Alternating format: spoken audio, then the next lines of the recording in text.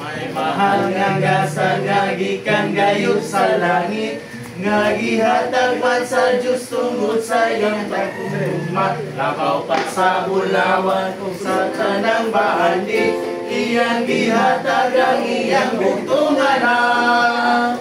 Gugma nga walay pagkabali, gugma nga walay paglubad.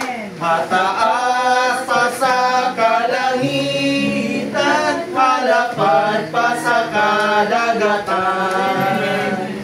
Kayang sama sa bituon gikan sa langit, nga mibanon sa mahigit nga kalibutan sa sala. Iantos niya ang tanan nga mga kasakitan, aron pagbayad sa atong mga sala.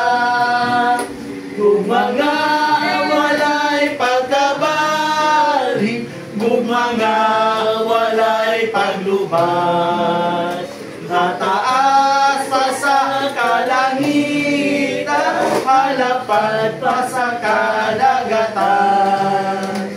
Kay kunta ang manluluwas nga si Hesus Kristo, ug isang yaw ta ang way katapusan niyang gugma, nga uban sa pagkuha sa tanang katawan, nga mituog misalig kaniya.